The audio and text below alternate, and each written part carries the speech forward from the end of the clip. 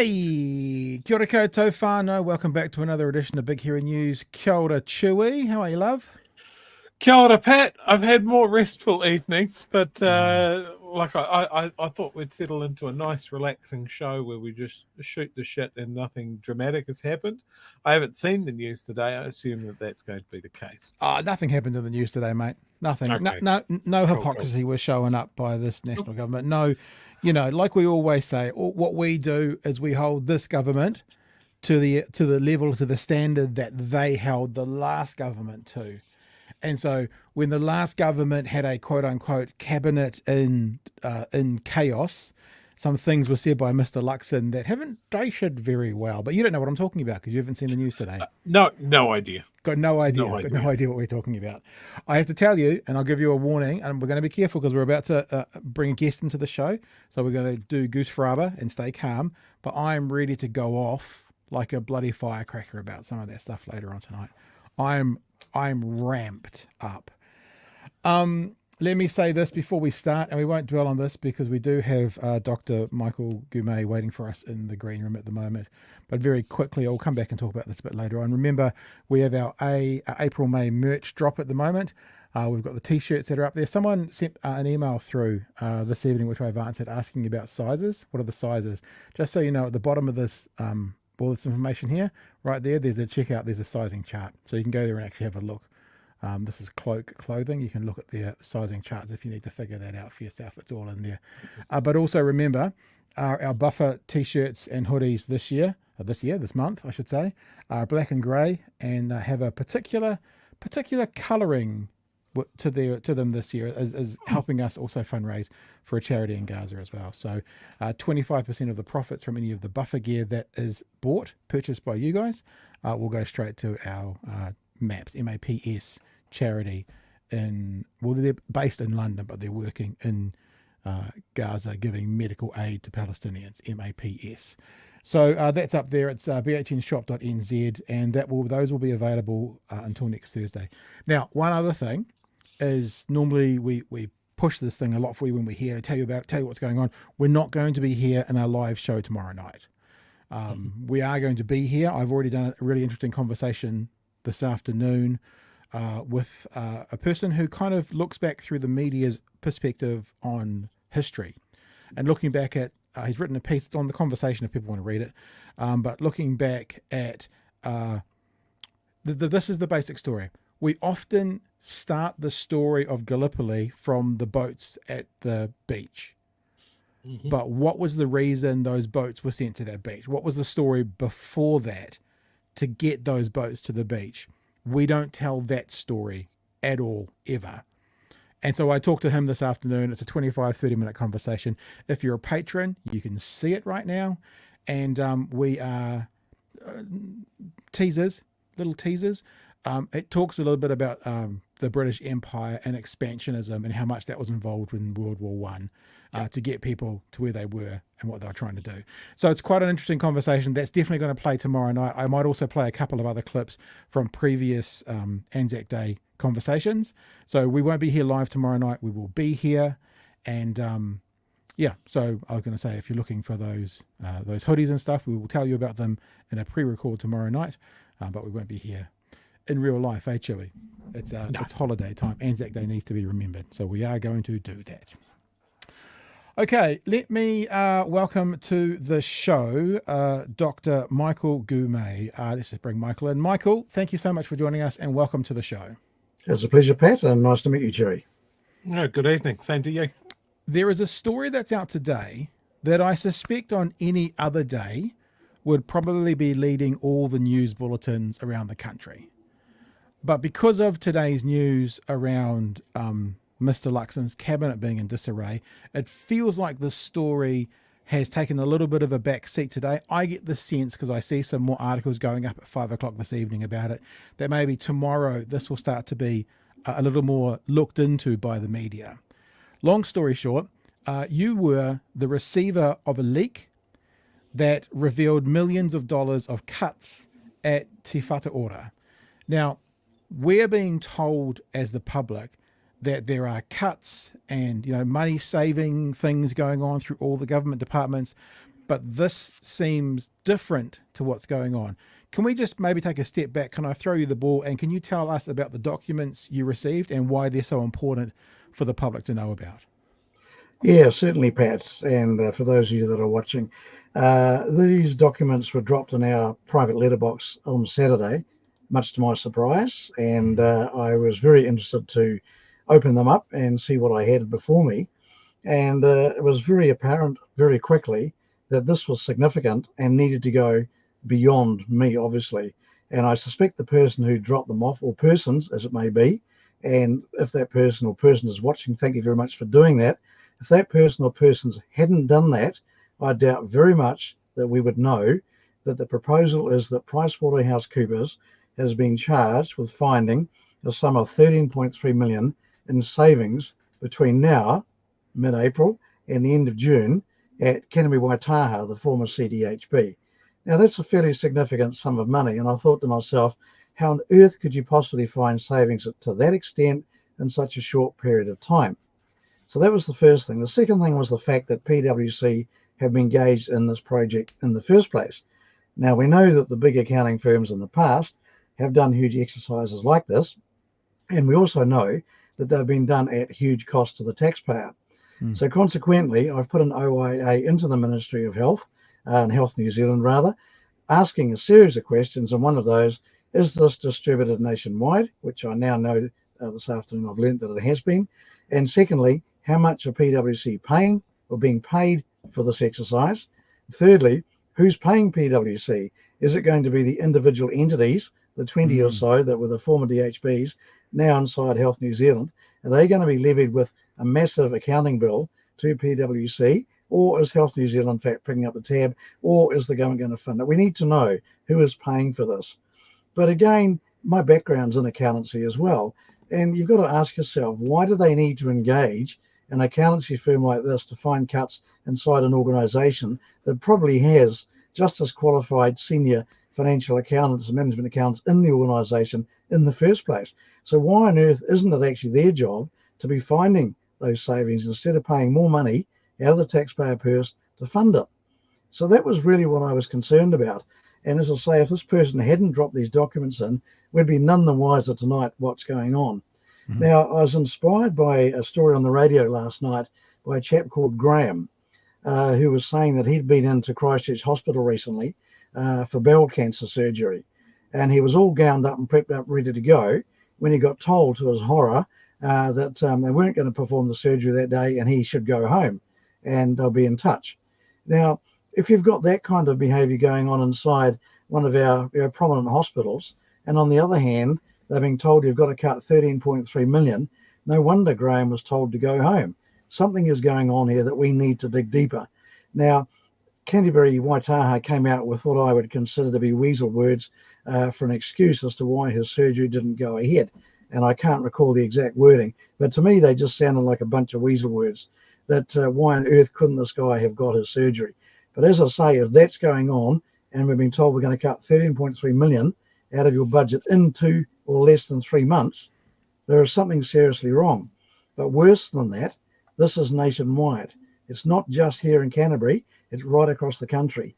So how much exactly Health New Zealand trying to save, quote, save, across the 20 former DHBs in this exercise? So surely we've got to be asking the questions, and surely we need answers. Yeah, in the newsroom article, it says this, because one of the questions, of course, we think of is, the back office and the front line. The back office, front line, which we've been told about for 18 months now. While thousands of public sector jobs are being cut as part of government savings drive, Health Minister Dr Shane Reti says Te Whatu Ora isn't subject to that directive. So this is the other thing. Dr Shane Reti is telling the country, that there's not going to be any staffing cuts at all. So if there's not going to be staffing cuts, where the hell are they finding $13.3 million from to save, when we already know that the public health system seems, some parts of the world it's not doing too bad, but it is actually underfunded already. So what are they going to do to save these $13.3 million in 2.5 months if they're not going to just get rid of a bunch of staff? That's the question. Now, one of the projects I've been working on for some time now is going back and looking at the Crown Health Enterprise accounts for Canterbury from 1993 right through to 2000, and then the CDHB from 2000 to 2022. And so I've compiled a pretty massive spreadsheet. I was originally asked by some senior clinicians, could I please explain why DHBs were running financial deficits? And they said, look, could you write a paper for about, say, 5,500 words? My research to date is up to 80,000 words and still going, partly because I couldn't get the full set of 2022 accounts out of the DHBs until this year. It took a lot of letters and emails, rather, to the minister to say, where are these accounts? I finally have them. And secondly, Health New Zealand's own accounts, which were due 30th of June 2023, they were not released till the 5th of December last year. So I now have those figures. And we find yet more problems. The 2023 accounts for Health New Zealand have no comparative figures. So in other words, they haven't consolidated the former 20 DHBs for 2022, as you would normally do, pardon me, in an accounting exercise, and you put those comparative figures alongside your actuals for this financial year.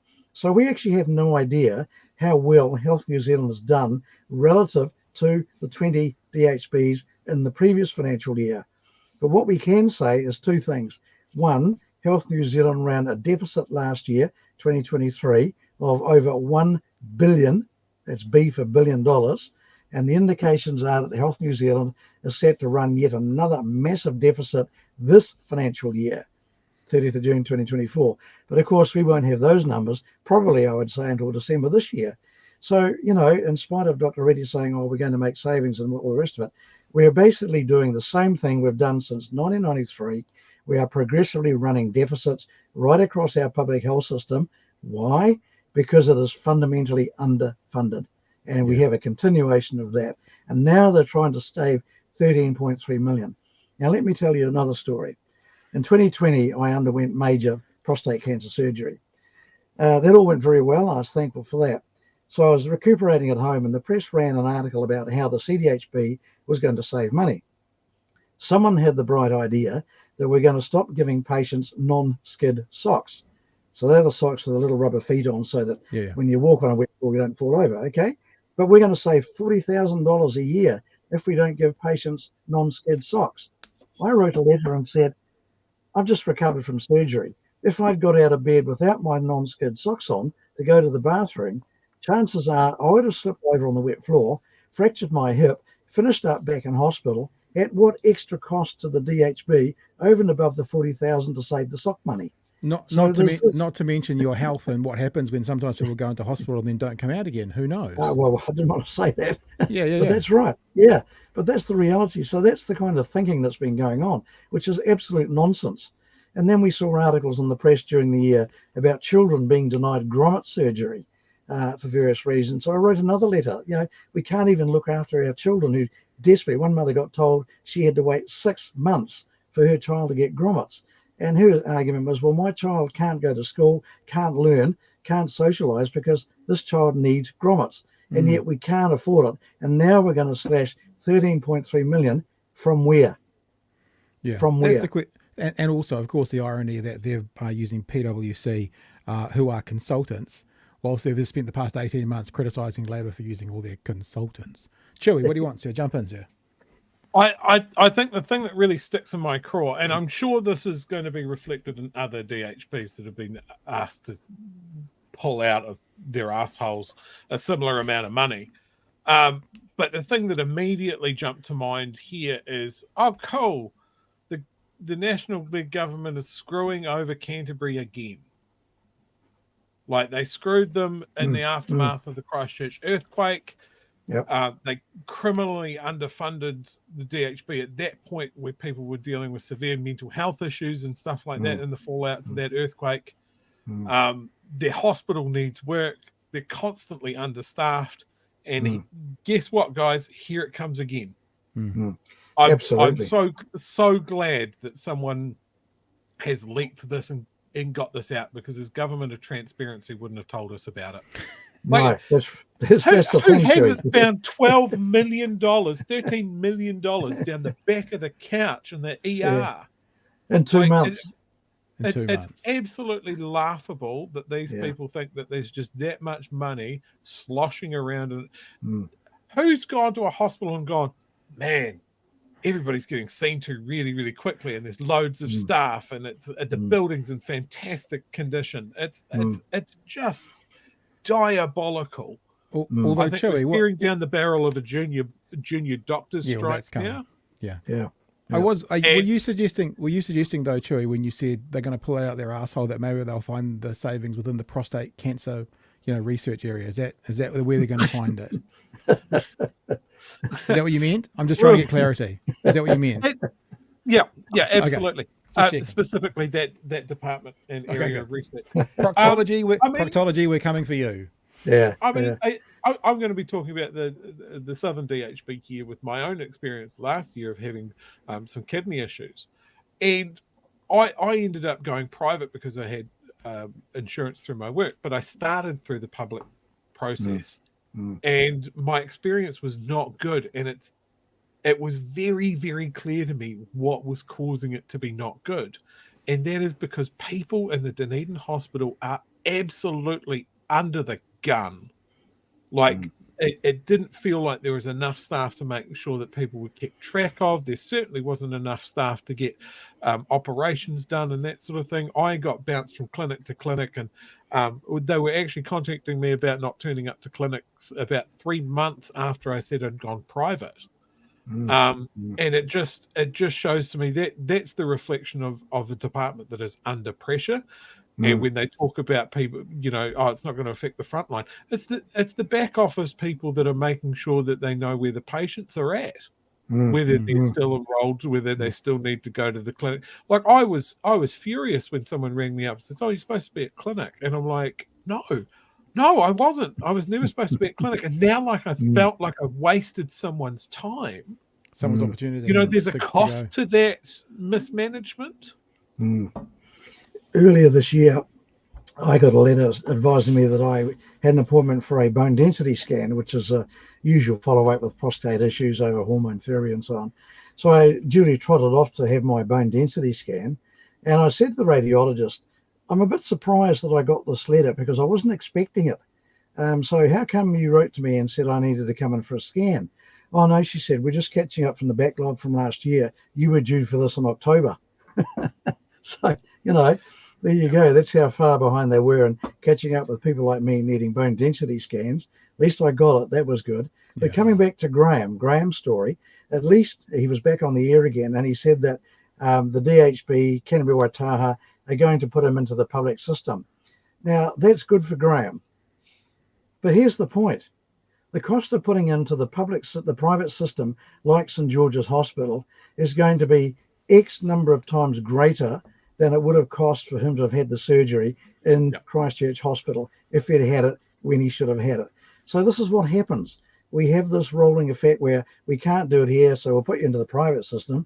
Trouble is, the private system charges you at market rates, and you'll be paying a jolly sight more. Well, Canterbury will be paying a jolly sight more for the surgery. So again, this is where the money's going.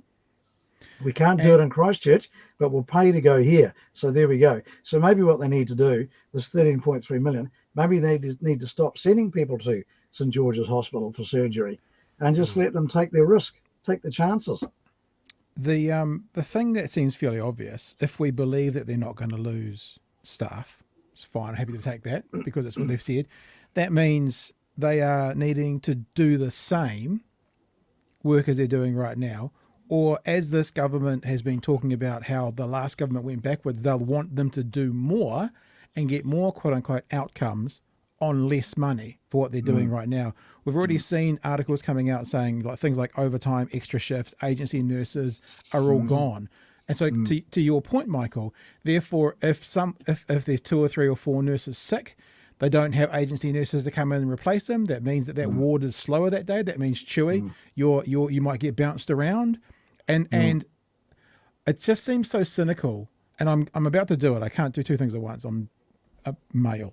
I want to know what 13.5 million out of $3 billion is as a percentage, because tax, landlords can get $3 billion back, but we've got to find $13.5 million out of the system whilst getting better results and not firing staff. It's just like, I feel like if this was in in the old term, a Form 3 accounting class, the 13-year-olds would be going, this doesn't work. But it seems to be working at the moment, Michael. Well, no, you're right. It doesn't work. And some of the other things in the documents that were released to me as well, there's an intention there to review the prosthetic services activities. So as I said on the radio this afternoon, is this the case then that, all right, Pat, look, you'd like to have a nice new titanium leg, but because we've got a cost-cutting exercise going on, we can't afford to give you a nice new titanium leg. So instead what we're going to do is we're going to carve your leg out of nice pine. How'd you like that instead? That way you'll save money. So is this, I mean, who is the person that said we've got to review the prosthetic services? I mean, these are highly specialized, unique people. I've met them in my past working life. I've worked with them around the Pacific. These are specialized people, and yet they're saying we need to review what you're doing with your resources. This is just sheer stupidity. I get the feeling that there are bean counters there who have never been outside their office and don't actually understand the reality of the world in which people actually have to live and, in this case, work, because they're coming up with these crazy ideas. It's like the sock idea, and now we're going to do the same thing with prosthetics. So you've got to ask yourself, who's the thinking behind all of this? And where on earth is that going to find 13.3 million and pay PwC a nice big fat fee for doing it? And the junior doctors get a pay rise and keep the nurses happy and all those things as well. I want to ask you one more question. And when I read this paragraph out of the story, it made me think of that old adage, when people say practice makes perfect. And I always say to people, it's not true. Because I used to play golf quite a lot. And if through my practice I kept slicing the ball, then what I was practicing is the wrong thing. That saying should be perfect practice makes perfect, because you can practice the wrong thing, the wrong skill, and get good at doing the wrong skill. You've said in this article, you've quoted to be saying they talk about efficiencies, but they don't talk about being effective. There's a huge difference between the two. You can be bloody efficient, but you're doing the wrong thing. Yeah. Can you just speak to that? Yeah, well, absolutely. And that's exactly what it means. And I know that from my past experience in numerous careers over many years. I've been involved in the non-profit sector for over 35 years. And I've done postgraduate study of various kinds. And I do an awful lot of reading. If you can see the rest of my library, you'll find there's all sorts of books there, from World War II right through to management and so on and so forth. And you learn these things by experience that, yes, it's very well to be efficient in what you're doing. But if you're not being effective in achieving things, then you're wasting your time. And this is what this document talks about. Efficiency, but nothing about being effective in what you're doing. So there's an issue. Yeah. And the doctors here, that the people who wrote this document, point out something as well. And it's along the lines that, for every dollar we invest in public health, there's a $3 to $5 return. These guys clearly hadn't read a book. I've got it right here. It's called Why Austerity Kills. I don't know if you can see it on my tally. Yep, there you go. Economic. The Body Economic by Stuckler and Basu. And I was browsing through it again this afternoon, ready for tonight. And they talk in here about how public investment boosts the economy by more than $3 for every dollar spent, and so on and so it goes. So at the end of the day, I don't think these people in Pricewaterhouse have ever read anything like that and understand that instead of looking for cost savings, we should be looking how effective is our investment, and is it generating a greater return for every dollar we're spending? No. Instead, what we're going to do is we're going to find savings, and that way we'll become very efficient, but we won't be at all effective in what we're doing, and therefore we won't have the outcomes that we expect, and people will continue to suffer, and we'll have the constant problem of EDs being overflowed in the weekends because people can't afford to go to their GP. They'll go instead to the ED departments, and the problem just perpetuates itself. But we're going to slash 13.3 million in 2 months from your budget in Canterbury. It just does not add up like your third form class question was as well. It doesn't stack up. Yeah. Joe, you got anything else? I've got one more question, but you jump in now. Yeah, I tell you what this reeks to me of is what has been done to the NHS in the UK. Absolutely severed services in the quest for saving, and just running that thing down to the point where it's just plump for private investment, private hospitals and that sort of thing. Again, to take up the slack because they've ruined that system, and effectively being subsidised by the government as well. We see this in so many sectors over here, and that was under a Labour government. You know, landlords basically charging rents that are too high for people to afford, so the government has to subsidise those rents. It's this whole thing of just absolutely running something down, turning it around and going, see, the private sector's much better at this, so we're just going to bow out of providing the service. Would you agree with that? Do you think that that's maybe what's going on? Oh, I think so.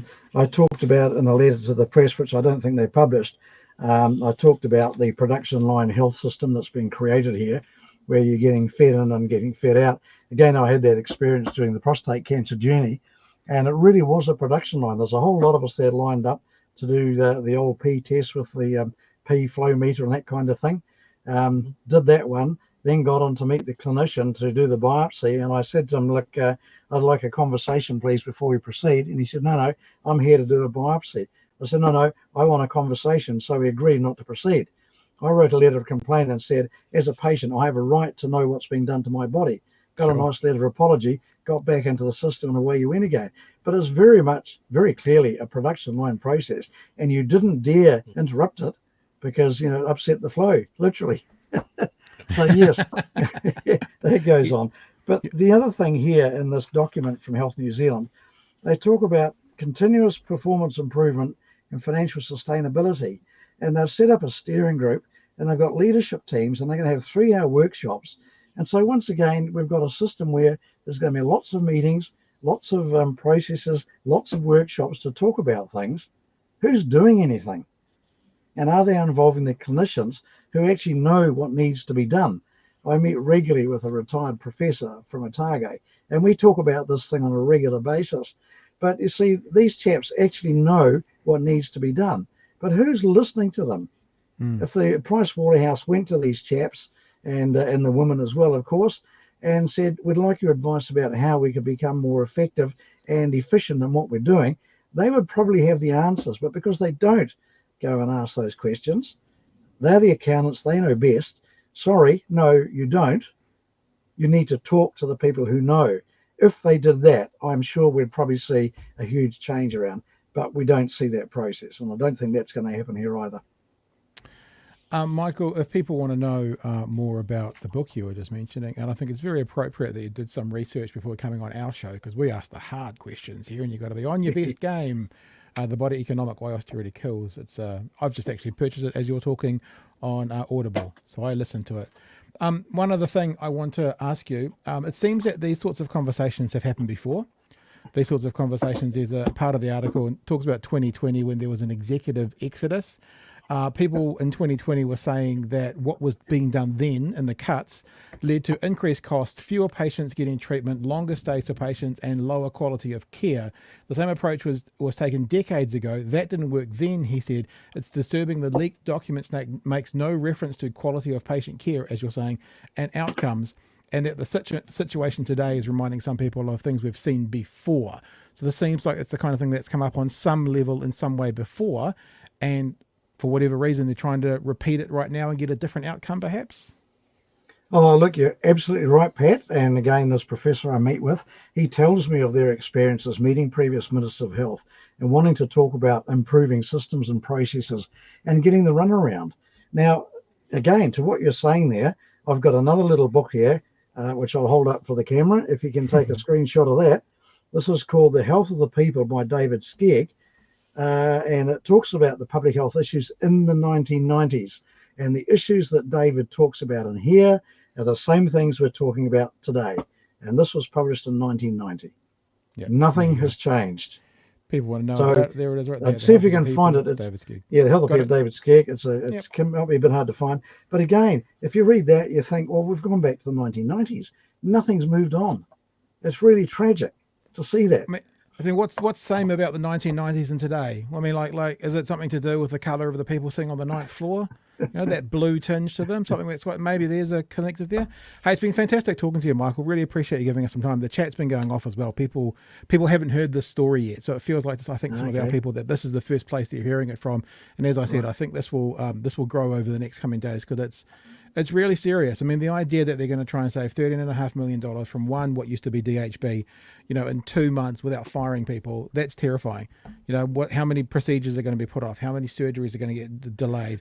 How many are going to get cancelled because they're not bringing in agency nurses when there's a particular line of COVID going through the nurses there? Like it's kind of quite terrifying. So thank you so much for joining us today. And I guess we look forward to you receiving more leaks. And we hope we get to speak to you again super soon. Yep, go. Can I just make 2 quick comments before we go? Sure. Two things. Dr. Phil Bagshaw set up our first charity hospital. Why have we got a charity hospital in Canterbury? Because the public system can't provide. Now we have one on Southland. I believe there's one in Auckland and others. So that's what's happening. That's another story. The other thing is there's another book here that readers should get their hands on. It's a Penguin publication called The Spirit Level, Why Equality is Better for Everyone. Talks about the same kinds of things. There you go. See if you can get a shot of that. Read that as well. And my colleagues that I meet with regularly, they actually bought this book and sent it to members of Parliament and said, you need to read this to understand what you're doing wrong. But guess what? Nothing's changed. So we've got to keep working on change. Yeah. And it's got to be effective change. Thank you very much for having me, Pat and Chewy. Appreciate the chance to have a chat. It's been great. It's been very informative, and thank you for giving up some of your time this evening. And I'm glad you had a nice meal out this evening as well. Thanks, Michael. Thanks, Pat. That is Dr. Michael Gumay joining us to talk about something that many of you in the chat look like it's the first time you've heard it. So I'm glad we could help you. We could help you learn about that. And now that it's out in the public, the domain, Chewy, I think more people will be talking about it. I do think that's going to go through the media cycle probably over the weekend, because there's just other stories that have taken it off today. It dovetails into something. I mentioned this the other night, but just an anecdotal story that I saw on Reddit. But this, it kind of feels like it's sort of related. Yeah. What the fuck, National? What is this government even remotely thinking with public service cuts? My partner is a core midwife. She's been working 12-hour shifts for the last 2 years at least. They are that understaffed. She's constantly asked to pick up shifts where others are sick, etc., constantly doing extra shifts to make up for staff shortages. She's now been told, as have all of her colleagues, that they will have no overtime, no picking up extra shifts, and now anyone with excessive leave balance will have to start taking that leave. They all have excessive leave balances as they've all been working their asses off because of the shortages. Yeah. So now, according to our enlightened government, they can't fill in for others when they are on leave, and they must all take leave to reduce their leave balance. What fucking moron came up with this? The government that was going to fix all the damage that Labor did seems hell-bent on making sure that we have no police, no nurses, no midwives, to name a few. How is this strategy for the country's recovery or long-term future? So I think that's what we're seeing now, is that we're seeing these stories filter out.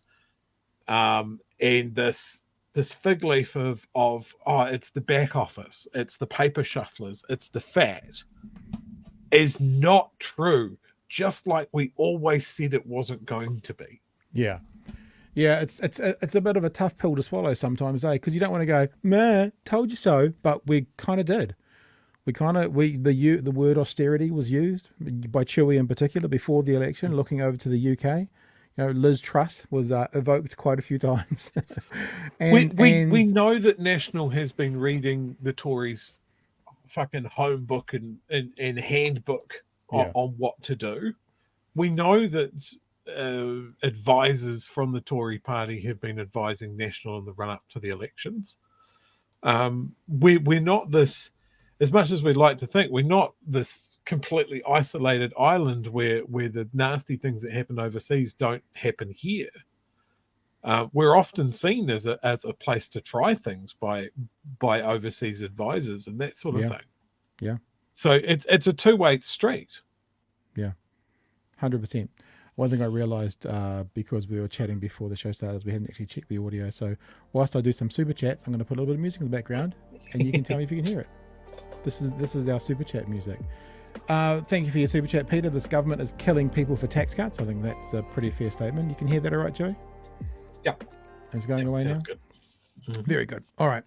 Thank you for the super chat, Peter. Jezza for $9 says the damage this government is doing is going to be basically irreversible. Yep, you're not the only person saying that. There was a bit of that in the commentary today as well. Dr.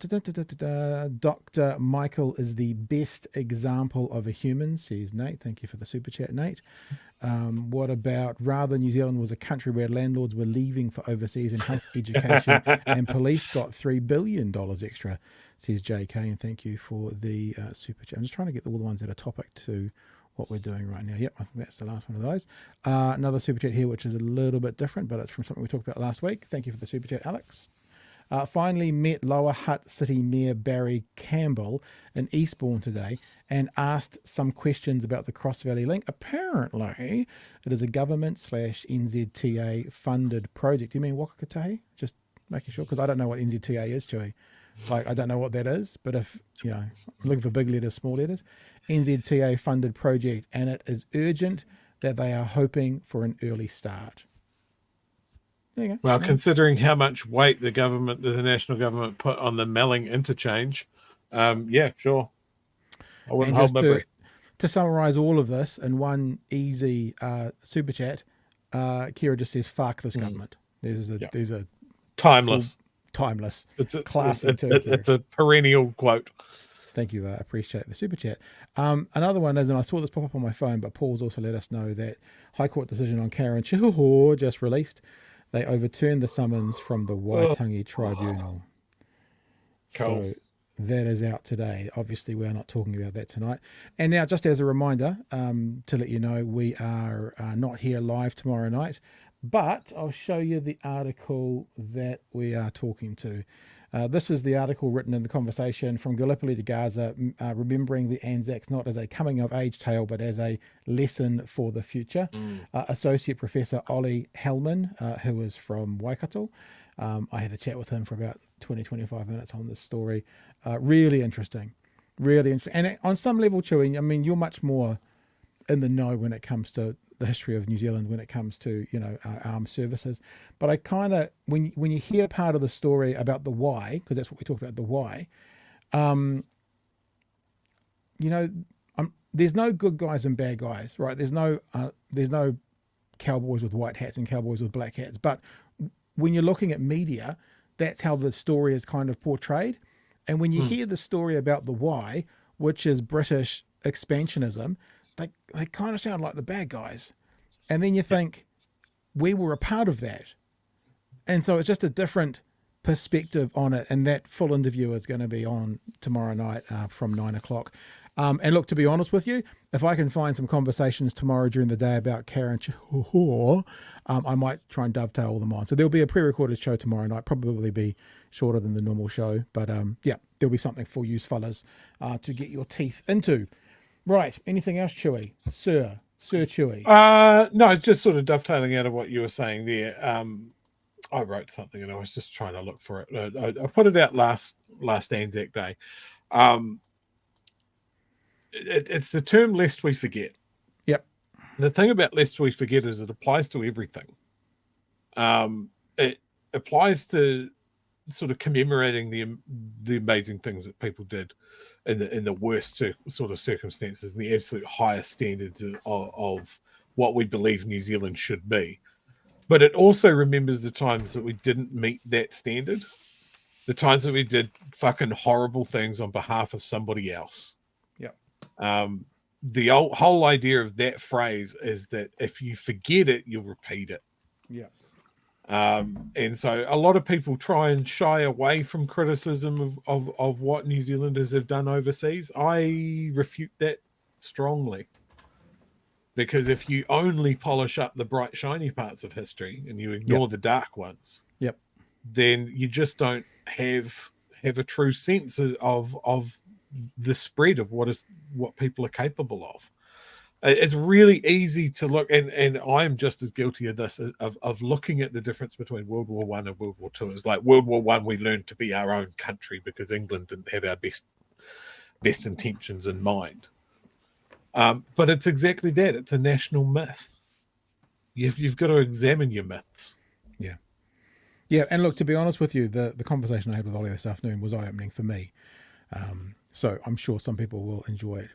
And as I said, if you are a patron already, and remember we are on a bit of a Patreon drive at the moment, maybe you'd consider heading to patreon.com/Big Hero News, becoming a patron, and then you could get the interview early, should you wanted to, because it's already there. All right, let's get into this. This is red rag to a bull, my friend.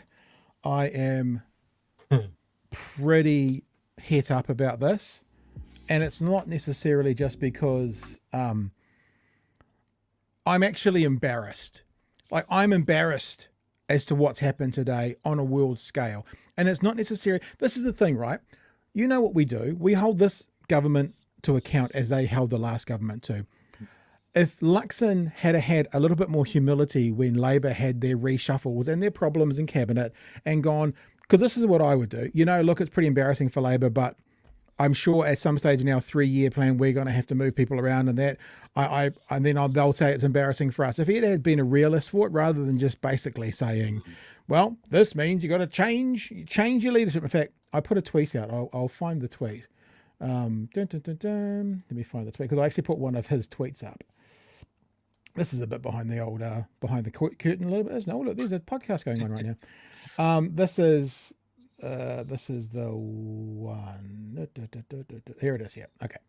So this is what Christopher Luxon said about Michael Wood resigning. Not quite apples for apples, but, you know, upheaval in the cabinet.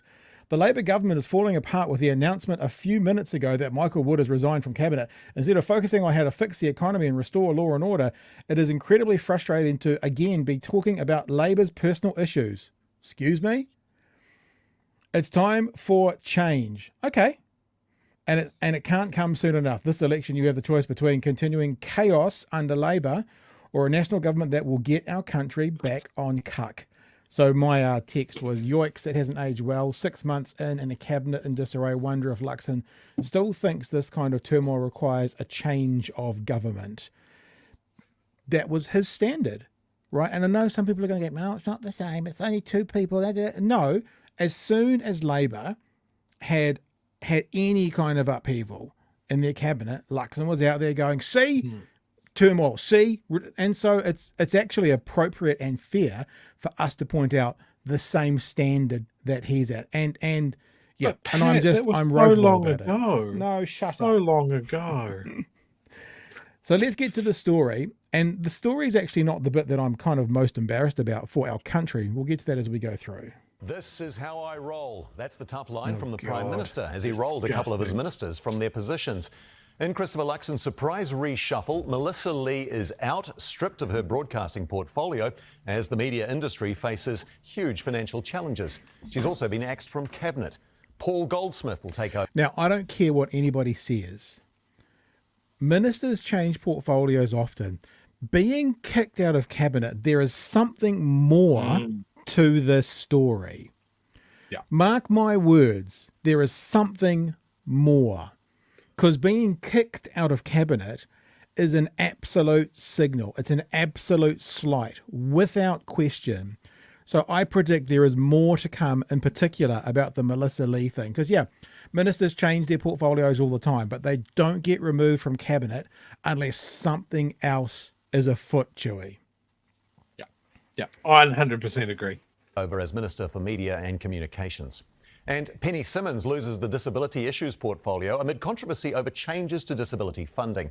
Louise Upston takes over. With reaction, here's political editor Mikey Shum. As supercars raced in Taupo on Sunday, Minister Melissa Lee was all revved up. Fans, can you believe the atmosphere? Can you believe the crowd? It is buzzing here. It is absolute pleasure to host you. But if there was any buzz left over, it was completely zapped today. Melissa Lee and Penny Simmons stripped from key portfolios. What this is about is me sitting as Prime Minister, looking across my team and saying, have I got the right people on the right assignments at this point in time?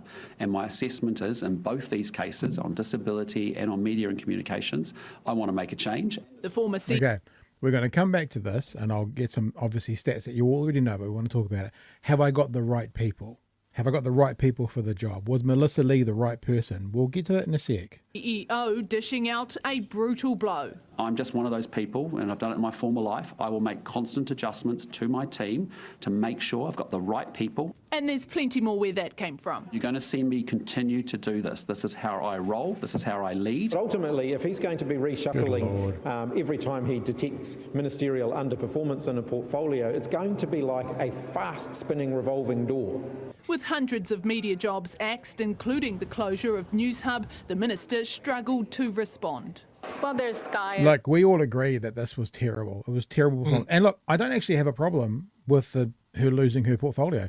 Probably is appropriate. The situation is, we are going to now hold you accountable, Mr. Luxon, to how you held Labor accountable. This is what it's about. It's actually not even about necessarily this person. It's like, I just had those vibes of Donald Trump. I picked the best people.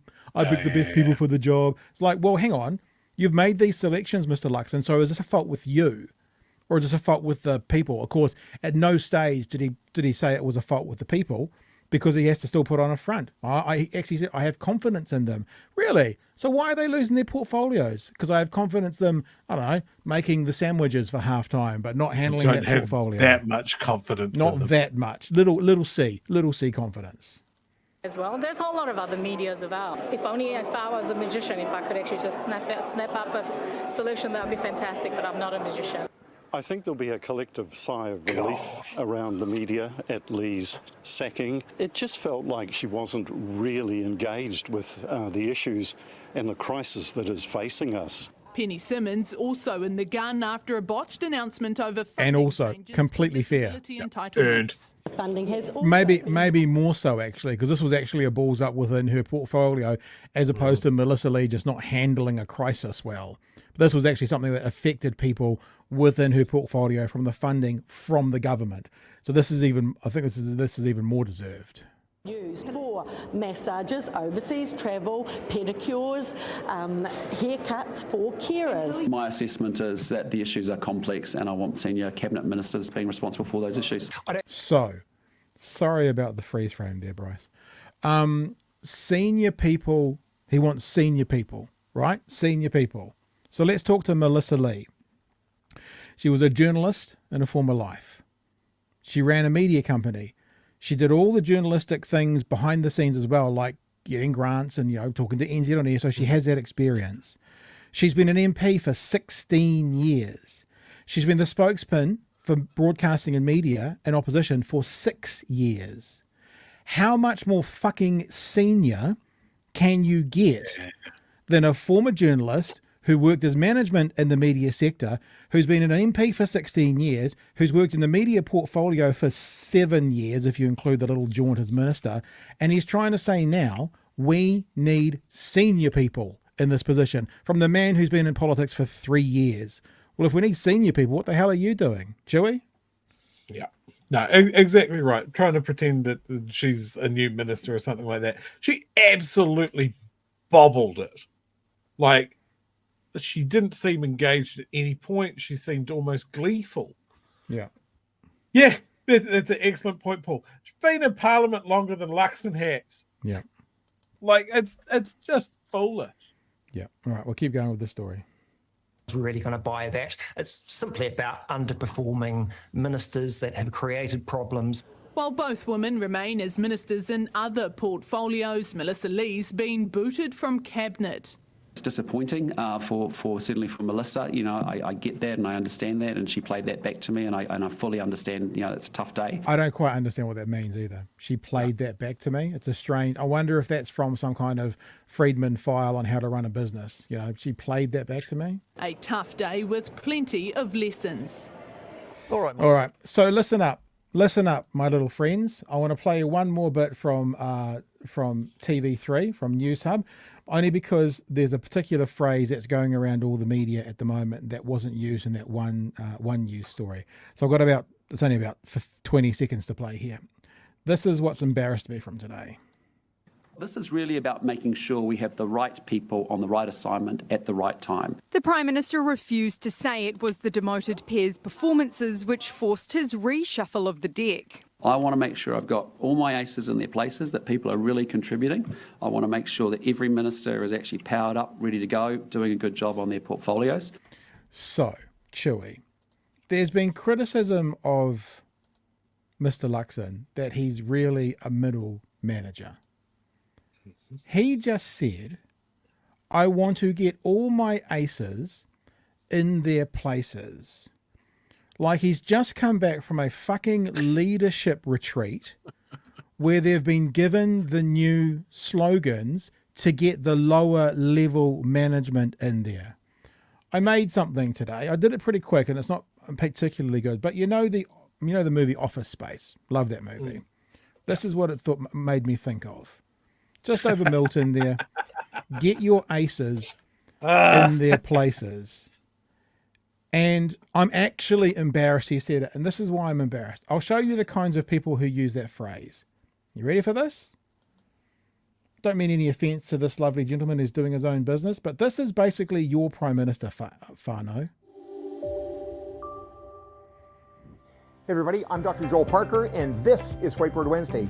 Whiteboard Wednesday, guys. This week I'm talking about putting your aces in their places.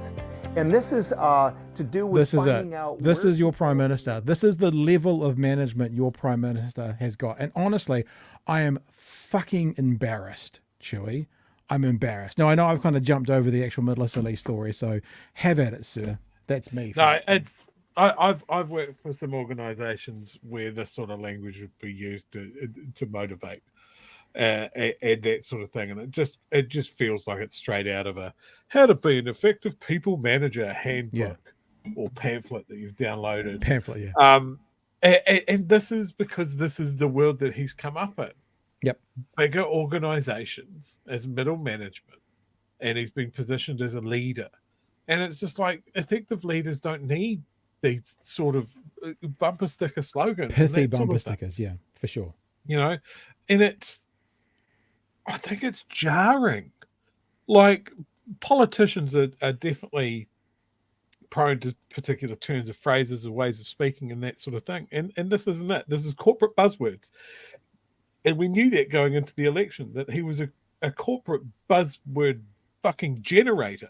Yeah. You know, I made jokes at the time about a corporate Scrabble board being thrown into a ceiling fan to see what he'd make a statement about. You know, like Hipkins was lashed at the time when he had to replace people for good reasons. Yep. Absolutely lashed. Poor leader, government falling apart, that sort of thing. And then in the same position where, and again, I think it's the correct decision to demote these two ministers. I agree. They absolutely dropped the ball, and some of the things that were said directed at the disabled community and their carers were disgraceful. Like, they're all on the rort on the public tit. Yeah. Like, looking after disabled people as a walk in the park, absolutely disgraceful. Should have been gone immediately. Absolutely made their government look like an utter shambles. That's definitely well within the realms of, like, you gotta go.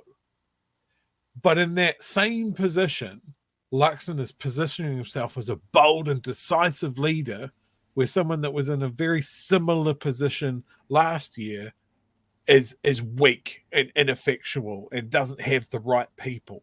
Yeah. Like, what's good for the goose is good for the gander, my dude. Like, if you talk about aces in your places, you know what the good time to do that was for? For the fucking election. Yeah. Are you telling me that you just didn't hit the ground running with your A team? You're just working out the kinks now? Come on. I pick all the best people. I have the best people around me at all times. So there's only two possibilities here.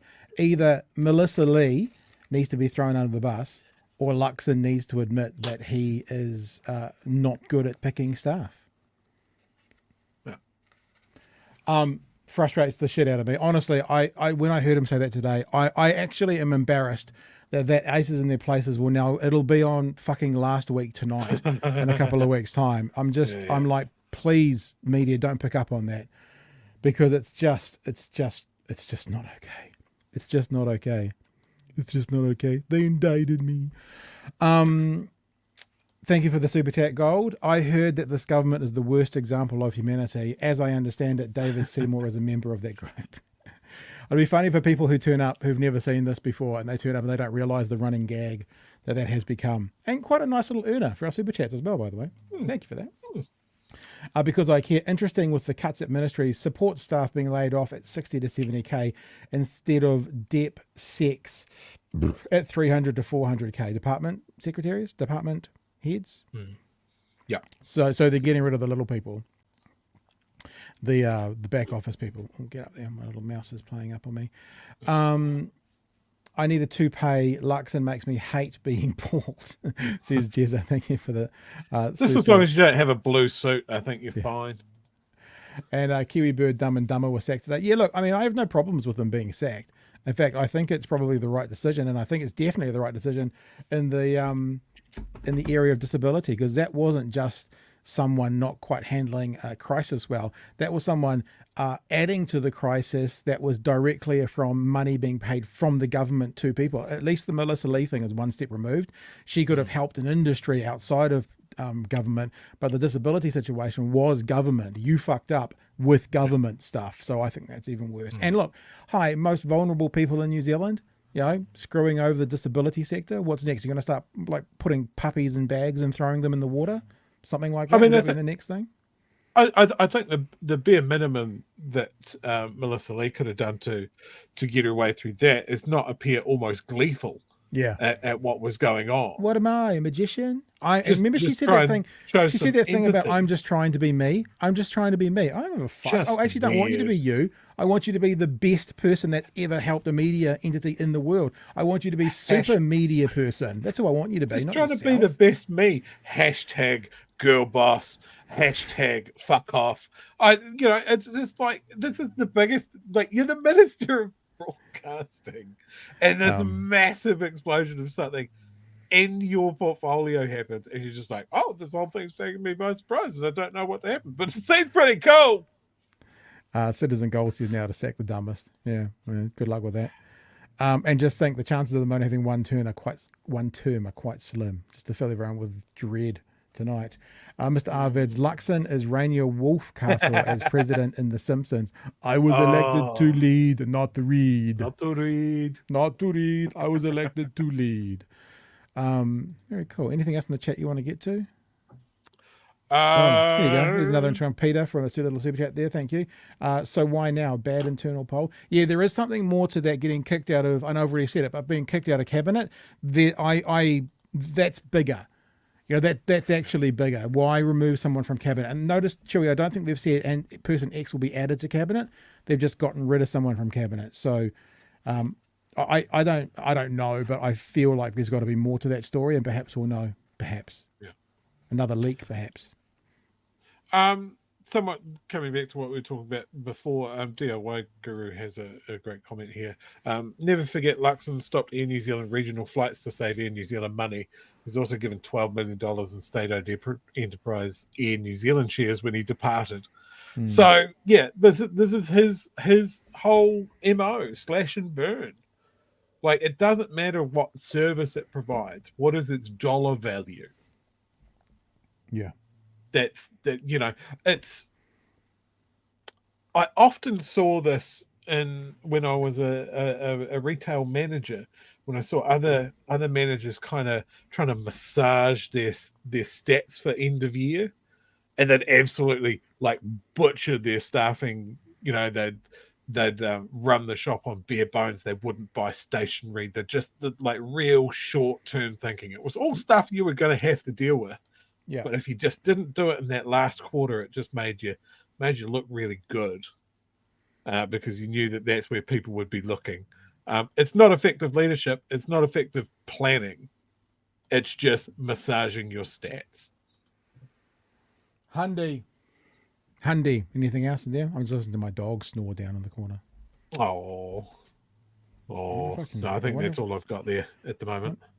I'm just going to do something. Look after yourself for a sec. I did get called out in the chat there. Watch out with anecdotes, Chewy. Seymour might actually listen to you with that level of data. Yeah, it's true, Good actually. point. No, not going to do it. Not going to do it. I was going to use my phone and link it as a camera and bring it up on screen, but because she's sleeping at the moment, I'm going to disturb her. All right, guys. There's one other thing I wanted to show us for tonight. In fact, Chewy, after we show this little bit, which is going to make a lot of people mad, if you want to, because tomorrow's Anzac Day, are you doing a Dawny? Absolutely doing dawn service, and then once that's done, I'm going to go up to the Soldiers Monument on Otago Peninsula and probably get some pretty spectacular pictures of the harbour from there. Nice. It's a great, often overlooked spot down here. Nice. I guess we could just throw it open if anyone wants to talk, because we won't be here live tomorrow night to talk about Anzac Day tomorrow, if anyone's got any thoughts. But right now, let's do this. Speaking of the worst people in the world ever, Liz Gunn. Oh, yes, she's having an absolute nightmare. She's having a meltdown and a half. Look, I nearly didn't play this because I think about people going through a massive mental health breakdown. It's not necessarily good to highlight it, but the flip side to that is, oh man, I nearly said something harsh, cutting and funny. She's influencing a lot of people. We'll go with that. We won't go with it's funny, because it's not. But there is the influence here for us to still be aware of. And this is an RNZ reporter. And can I just say, handled herself beautifully. The whole thing's 2 minutes long. I don't know if we'll watch the whole thing. So this is Liz Gunn trying to force the hand of a young RNZ reporter to report, what did she say in America? Alternative realities? Alternative facts? Alternative facts. Oh, yes. That fill Liz Gunn's head. Your people, the tangata whenua, are the most affected. They really, really focused on your people. I have a dear Māori friend who broke down saying he's been to 60 funerals 60 in the last 18 months. I said, what would you normally go to? He said 4 in that time. He said he would have gone to 4. So this is your brother, your Māori brother. And he said the excess deaths are horrendous. Yeah, there's something about that, Like there's just something racial about that feels a bit uncomfortable. This is not about being smart, just human to human. Wouldn't you like to know what is really going on about the jabs? Why are you smiling? I'm not smiling. Why are you not concerned as a journalist to find out? What is the role of a journalist?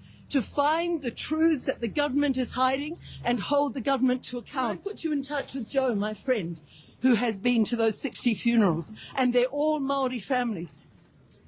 Would you like to speak to him? What was the last name? I will tell you if you show some humility and deep interest, and that might be when you stop walking. Great. And look me in the eye and show sincerity as a reporter. Would you like to talk to that man? Does that concern you? What concerns me is your bro over there is about to get on the road. Does it concern you that there are excess deaths? This is not a joke. This is serious. There are children dying. Your young Māori future generations are hurt by this government. No job is worth this. And I know they pay pathetic salaries at Radio New Zealand. Don't sell your soul for that. Stand up and say to them, do the story on excess deaths. Another 20 seconds. I think we can handle it. Who stands for my people. And I will find the truths that they are hiding. You're in mainstream. I'm not, but I was. I know. And I left because I saw so many were selling out. I think you were forced out before that. Stop and talk and be sincere and open your heart for your people. Do you know what it sounds like? Honestly, it does sound like a religion. Stop and talk and open your heart. Just let in the Lord Vishnu. It sounds like a religion. It really does. For us, for all Kiwis. Would you do that? Too smart. Doesn't care. Too Come smart. on, Jonathan. She got one thing right, did old Liz Gunn. Too smart of the RNZ reporter. 100% correct. So there you go. That's what's happening in a certain sector of society that used to be a lot bigger than it is today. But like I said, being someone who's done a lot of work and a lot of research on cults and love looking at the religious world sort of thing, open your heart. This language that gets used, it really is a religious type calling. Like, just look to your heart. Don't you feel, it's quite fascinating. It's manipulative. It's emotionally manipulative language. It's co-opting other ways of speaking. Like I've seen a lot of clips of Liz Gunn and seen her activities since COVID and that sort of thing. It is mental illness. Like, it is high functioning mental illness. I don't like that, because when you say that, it makes, because if it is, rather, because like the disinformation dozen, they weren't all mentally ill. If it was, I kind of feel a bit bad about playing it, because that means we're sort of taking advantage of someone who's going through mental health episode. The things that she said even in the run up to the elections were delusional. Yeah. Like, she thought that there was this massive proportion of the population that was suddenly going to realize that she was saying the truth, and that it was going to be this massive grassroots movement. And it is just someone, like, she's right. She was a reporter.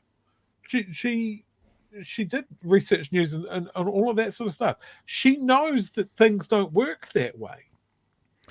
Here's an alleged comment. I think she 100% believes, and this is why I say I don't feel that she's really a grifter in the sense of that word, of someone that is taking advantage of people for money. So she's fully on board. I think she's a true believer. She is also trying to get money out of people, but for the cause. Yeah. No, whereas someone like Billy TK is there for the grift. Yeah. He wants to get money out of people for his own wallet. That's the difference there between those two. But I just wonder, with someone with that intensity, that sincerity that Liz Gunn is, that is fervor, great word. Thanks. That is a true believer, and it's quite scary when you're on the receiving end of it.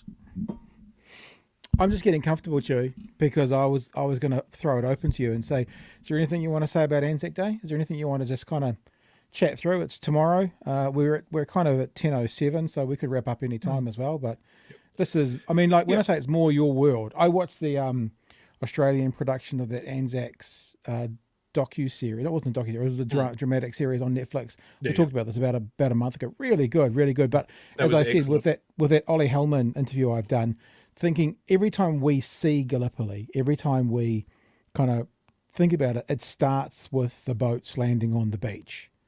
That's always opening shot, or that's always chapter one. And the conversation that you'll hear tomorrow night, whānau, or if you're a patron, you can hear it now, is actually about what led to the boats on the beach. But anyway, Chewy, as I said, this is, when I say your wheelhouse, it's not that I'm dismissive of it, you just have more knowledge of it, and it's more your passion. You want to chuck anything out or have a chat about it at all? I'd love to give you space. Look, Anzac's always been an important thing for me, ever since I was a young lad looking at, war history stuff and being involved in the cadets. The photos that I'm putting up, by the way, are from my trip to Anzac in 2015. I remember very clearly the time that I decided that I wanted to go to Gallipoli specifically for the 2015 anniversary, the 100 years. I made that decision at the age of 16. Cool. As a cadet standing cenotaph guard on the dawn service in Timaru. So that would have been 1995. I made that decision. And to go there, I wasn't at Gallipoli for the dawn service that year. I was at a place called Polygon Wood in Belgium, which was another area of the Western Front where New Zealanders fought. What are we looking at? And What's that beach there? That is Anzac Beach. So is that where the New Zealanders land. I know in 100 years the shoreline might have changed, but is that what they had to get up, that cliff that we're looking at? Yeah, pretty much. So this is one of the things about the Dardanelles operation. It was fucked up twice. So the British's first idea was that they wanted to sail into the Black Sea to help out the Imperial Russian forces. And you had to sail through the Ottoman Empire, which was on the other side of that argument. So they thought that the sheer might of the Royal Navy would be able to do it. They would just sail some battleships like mad bastards right up this really narrow strip of sea. and the Turks let them have it. They sunk a whole bunch of battleships. They sailed right into a minefield. It was an absolute disaster. So then Winston Churchill, as Lord of the Admiralty, planned out an operation using apparently tourist maps of, well, if we just chuck some troops here and they just march over the hill and then we take out the guns and then we can send up more battleships. The troops that were decided to use were French, Australian, New Zealanders, and English. And yeah, they landed on the wrong beaches. So this is the view from Anzac Cove. They were supposed to land in a nice place where they could just go up a gentle slope. Instead, they were climbing up that feature, which was called the Sphinx. And they did it under gunfire because all the Turks realized what they were doing and were there to meet them. Yeah. And then they just stayed there for 8 months of absolute hell.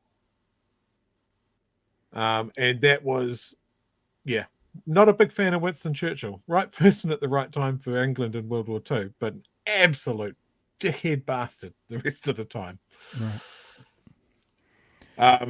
When I went there, it was in August, so it wasn't too bad, but I walked from the beach right up to the objective that the New Zealanders eventually took. So up these gullies, people would have scrambled. But a very eerie place to be when you've spent a big chunk of your life reading about these places and reading about locations like Quinn's Post or Lone Pine. Very eerie. The thing you're talking about, it was supposed to be an easy land. In the conversation for tomorrow night, the associate professor talked about there was two places, I think, I don't know if it was Syria, but two places in like the north of Africa that they went into before Gallipoli and they took them quite easily. And then there was two countries that fell quite easily before that, and they thought that the Ottoman Empire was going to be the same thing, not realizing, as you're saying, what beach they were actually going to land in. So I guess their experience or their expectations were based on just walking into two other countries and just sort of going, okay, this is ours. And then that wasn't quite the case in Turkey. Oh, this is an interesting one. This is, I believe, a relative of mine. I haven't confirmed it, but the Taylors were a branch of my family that lived in Otago. So, yeah, haven't managed to look into the records for that yet, but that is on the list. Answer me this. I always remember there's a line in Good Will Hunting where Will Hunting is talking to his Robin Williams character, and they're talking about how smart Will is. And Robin Williams just goes, what does the Louvre smell like? And of course he doesn't know because it's all book smarts, So it was a really interesting way to go. You can be really, really, really smart, but experience adds a lot to it. What was it like to walk I feel like I'm interviewing you now, Chewy. Thanks for coming to the show. Yeah, go for it. What was it like to walk that beach and walk those paths? Like, was it emotional? How did you feel? It's a weird feeling to know. Yeah, again, I spent half my life reading about these things, reading about these stories. To be there and stand there and know that that's the same place that people walked, that these are the gullies where people died. There was an old trench network that I went to, and I remember rubbing my hand across the dirt because someone said if you do that, you can find shell splinters, little bits of metal from exploding artillery and that sort of thing. Yeah. And especially after there'd been rain, and there had been rain. So I did that. And little metal flakes came out of the dirt. Wow. And I'm sifting through those. And then I realized that in those metal flakes were also little flecks of bone. And I found a bullet casing and all of that sort of stuff. And just realizing that that's how close it is. It's just underneath the surface. Yeah. Interesting metaphor and as just well. Yeah, it's when I went to France, the World War I battlefields are now beautiful, lush farmland. But when you've got a guide sitting there going, well, see that ridge over there? That's where the Kiwis were, and this red ridge is where the Germans were. And the plan was that the Kiwis just got out of their trench one morning and started walking up this. And you'd sort of go, okay, so they went down that hillside in the mud, through the creek, and then up the hill on the other side. And it wasn't running, it was walking. It was slogging through mud where you could be seen. And it's just like, well, no wonder that one day in Pashandala, we lost, I think, 1,300 people in a morning. And especially for those World War I battlefields, I felt rage. I felt sick rage. And when it came to seeing grave markers and that sort of thing, there were certain grave markers that really provoked a very strong reaction for me. One of the things that I learned was how to read the service numbers. Right. And I'm just going to put this one up. Once I remember how. So this guy here, Captain Morrell, from the Wellington Regiment, you'll notice there that his service number's on there, 1/557. Now that meant that he was in the very first intake of soldiers from New Zealand that went away to war. Wow. 557 was his entry. He was the 557th soldier. But that service number in this place, so I found he was in a little graveyard in a place called Lequenoir in France. His date of death is right before the end of World War I. So ceasefire was on the 11th. Yeah, he right. died on the 4th. That Right. service number meant that he left New Zealand. He went to Egypt. He fought all the way through the absolute horror of Gallipoli, and then the rest of the war and the horror of the Western Front, and died right before the end at the age of 26. Far out. And seeing those markers and just realizing how lucky someone could be, and then how unlucky the same person can be. Like that's unfair, right? But your sense of fairness is like, he struggled through all of this. He deserves a happy ending. It doesn't work like that.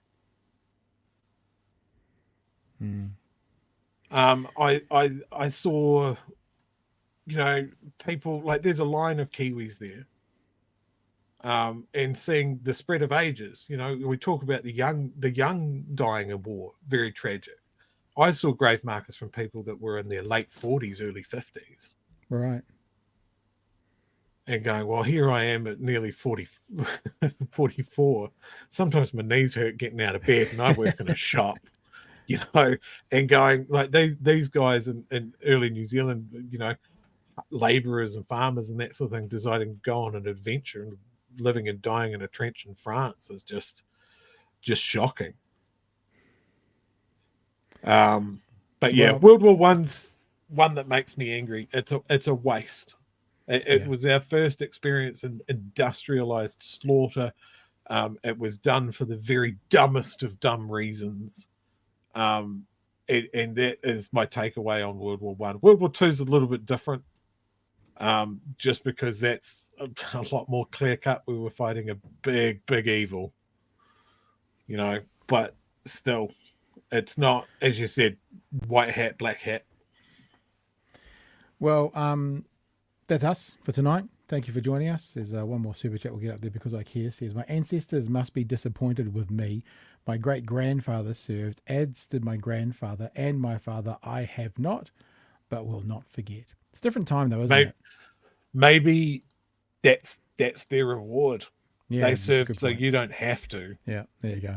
Own that.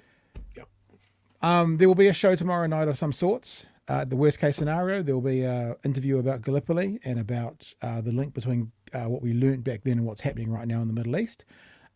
Beyond that, I might see if there are some people tomorrow during the day to have a chat, and if there are, I might stitch a couple of things together. I might put in an interview we did with the head of the RSA, with young George was with us, which I think was from 12 months ago, or maybe the year before. But there will be something, but we won't be here live. So thank you for being with us tonight. We really appreciate it. We haven't put up our patrons tonight or for the last couple of nights. And one of the reasons we haven't done that is because there's more and more people signing up, which we really appreciate. We're trying to add another 50 patrons on. If you've enjoyed the show tonight, if you've been a lurker for a while, if you want to be a part of what we do, then you can head to patreon.com/Big Hairy News. The other thing, of course, you can do is you can get involved with our merch. I see there's been a couple of purchases tonight. The MAPS, Medical Aid for Palestine. That's the charity we're working with. Well, we're supporting them. And if you buy the buffer gear, remember the buffer gear is based on Professor Margaret Mutu answering Chewy's fantastic question about what can non-Māori do for Māori in this fight, and that's be a buffer. We realised as we're talking, we can actually be other buffers as well. We can be a buffer for Palestinians. No, we're not literally over there, but we can, those of us who aren't involved in that community, we can be a stand in the gap, we can be advocates, we can speak on their behalf in a way that we can financially support them this week, so for the next 7 days, is to get some buffer gear, of which 25% of the profits will go to Medical Aid for Palestine, maps.org.nz if you want to check out there. Just go there and donate to them as well directly. I mean, you know what? If your sole purpose for buying a hoodie is to donate to MAPS, then just go give them $90. I mean, you won't have a cool hoodie, but if that's what it's about, then just go and give it straight to them and do good work that way as well. Of course, our regular BHN gear is there as well, including the new series of personalised stuff. Just remember, if you want a personalised hoodie with your name on the back, you do need to click the personalised hoodie. And please remember to accurately tick which postage you're needed. You will know if you're rural delivery. If you're not, you will know. So if that's you, then please tick the rural delivery one, because there's not huge margins on these things, and picking the right delivery cost is advantageous. Anything else, Chewy, before we say goodbye and see you guys live again on Monday and see you pre-recorded tomorrow night? No, just if you are going to dawn service, go straight to bed. Go straight to bed now. Yes. Could be up early in the morning. Very good. All right, team. And, also, another reminder, traditionally, Māori TV does some excellent Anzac Day coverage. Yes, they always do. They're the best place to be. Thanks for being with us this week, team. Thanks for being with us tonight. We'll see you tomorrow night in pre-record. We'll catch you again live from Monday night for another edition of Big Hairy News. Check out the Patreon, check out the shop, and we will catch you when we see you again. Be safe, everybody. Come back next time. Make sure you bring a friend. Until then, hooroo. Cheers, fam.